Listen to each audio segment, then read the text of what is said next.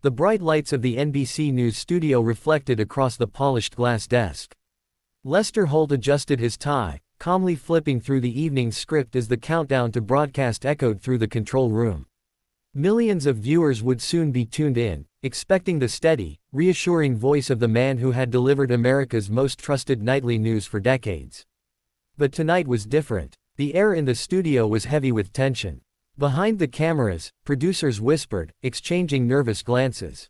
Meghan Markle, Duchess of Sussex, sat across from Holt in the guest chair, her posture straight, her expression controlled. She was scheduled for a primetime interview that had already been advertised heavily. Meghan Markle speaks out, the untold story. Lester had interviewed heads of state, celebrities, and even adversaries in war zones. He had faced hostile leaders and unflinching generals.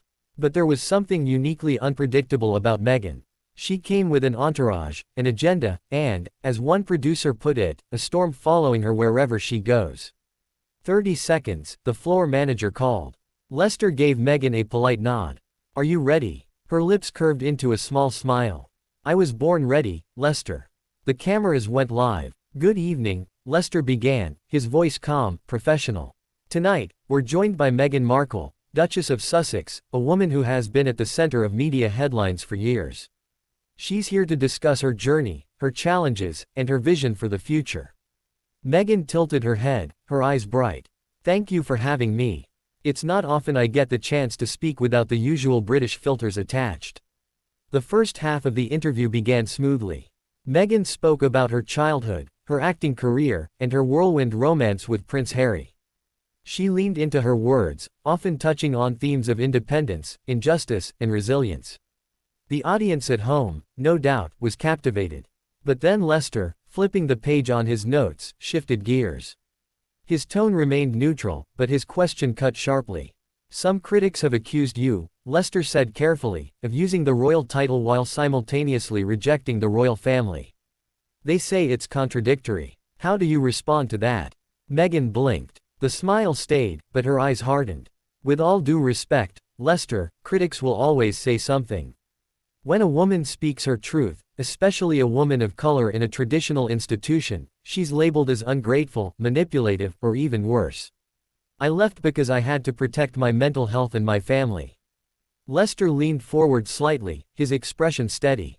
"But if you wanted to step away from that life, why continue to use the title in your media projects, book deals, and interviews?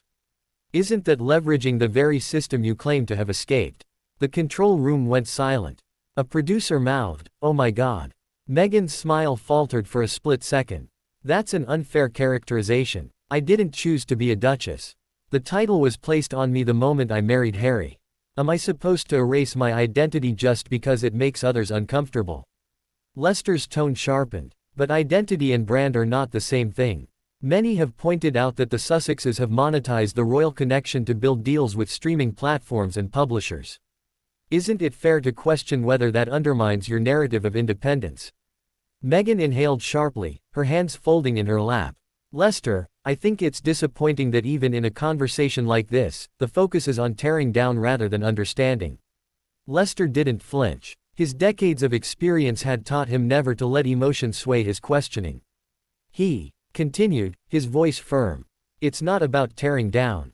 It's about accountability. If you call out the media for exploitation, but then participate in media deals that profit from royal ties, some see it as hypocrisy. Do you accept that some of your critics might have a point?" The Duchess's eyes narrowed. Her tone rose slightly, carrying the edge of defensiveness. "No, Lester, because they're not walking in my shoes. People love to hold women, especially women like me, to impossible standards. If I breathe wrong, it's criticized. If I succeed, it's questioned. And if I fail, it's magnified. Meanwhile, the system that caused harm to me and my family gets a free pass." Lester set his pen down. "Respectfully, Meghan, the system you reference is the very monarchy that gave you global recognition. Without it, would this platform, this influence, and this very interview be happening?" There it was. The question hung in the air like a blade. For the first time, Meghan didn't immediately answer. She shifted in her chair, her lips tightening, her hands clenching just slightly. The silence was powerful, uncomfortable, and utterly captivating for the audience at home. Finally, she spoke, her voice low but sharp. Are you saying I should be grateful for abuse? That because I married into royalty, I owe silence? That's a dangerous narrative, Lester, and frankly, beneath your reputation as a journalist. Lester met her glare head on. What I'm saying is this: viewers deserve clarity. You can't both reject the institution and profit from it without facing scrutiny. That's not an attack, it's a question. And if you want to lead conversations on truth and transparency, it's fair to start here. The control room buzzed with tension. Meghan's PR manager, watching from the wings, leaned forward as though ready to intervene. The audience at home was glued to their screens, witnessing a rare live clash where the interviewer refused to soften his tone, and the guest refused to back down. Meghan exhaled, regaining her composure. Then let me be clear, I am not profiting off a crown. I am reclaiming my story. If that threatens people's comfort, so be it. But don't confuse my survival with opportunism. Lester nodded slowly, his expression unreadable. And yet, the question remains, is the story truly yours, or is it one you share with an institution you continue to criticize? The tension in the studio reached its peak.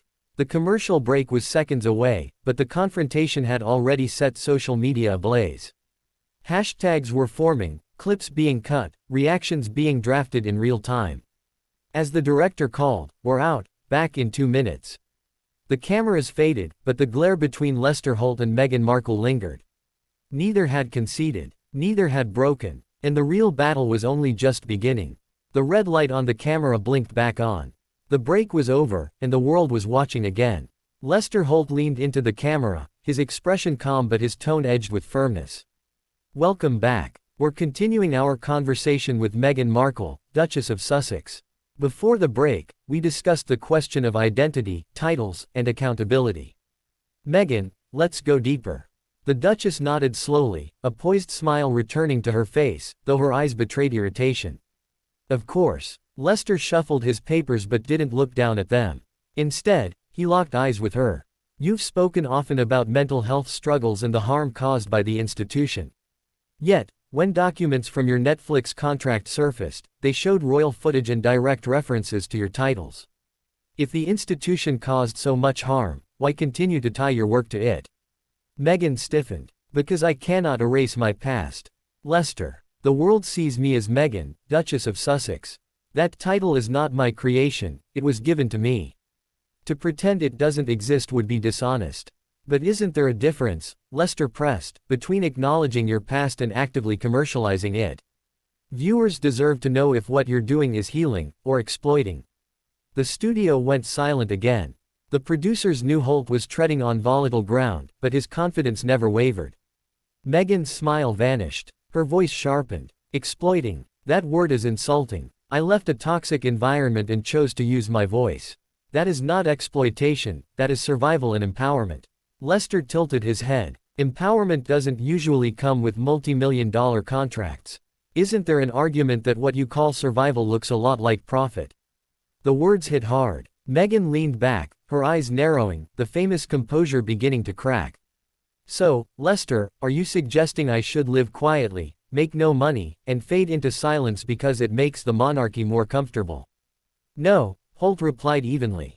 I'm suggesting that when you position yourself as a victim of the institution but then capitalize on its brand for global deals, there's an inconsistency. The American public, and frankly the world, is intelligent enough to see that contradiction. And tonight, they're hearing it directly. A ripple of murmurs passed behind the cameras. Meghan's PR manager buried her face in her hands. Meghan's reply came sharp and fast. This is the exact problem with journalism today. Instead of amplifying the important issues, racism, mental health, women's rights, you reduce me to a headline about money. Maybe that says more about NBC than it does about me. It was a direct strike at Holt and his network. The tension was palpable, but Holt didn't flinch. He leaned forward, his voice steady but cutting. With all due respect, Meghan, journalism isn't about comfort. It's about truth. And truth requires asking hard questions, even if the answers are inconvenient. You've demanded transparency from others. Tonight, that same standard applies to you. The studio froze. For a moment, Meghan seemed cornered. Her eyes darted slightly, her lips parted, but no quick answer came. The silence itself became louder than any words. Then, Lester delivered the line that would dominate headlines the next morning. "You can't demand accountability from the world while refusing to accept it yourself. That's not leadership, it's performance." The words landed like a hammer. Meghan's face tightened, her breath caught, and for the first time in the interview, she looked shaken. The control room lit up. "That's it. That's the clip," a producer whispered urgently. Meghan forced a smile, but it wavered. "I think, Lester, that the audience can decide for themselves whether I'm performing or surviving." "And they will," Holt replied coolly, turning back to the camera.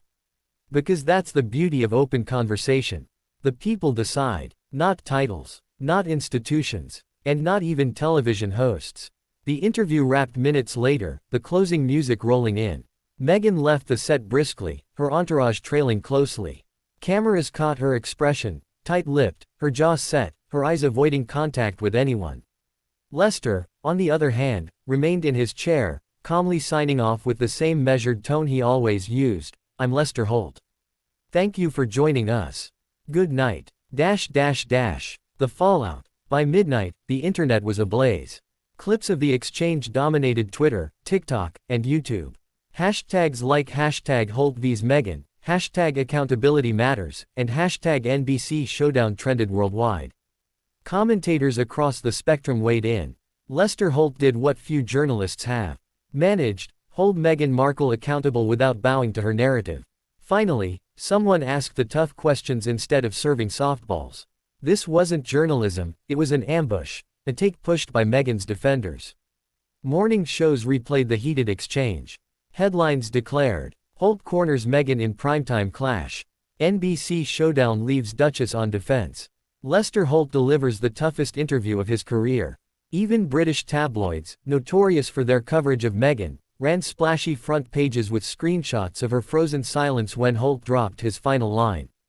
Public opinion split sharply. Meghan's supporters praised her for standing strong under attack.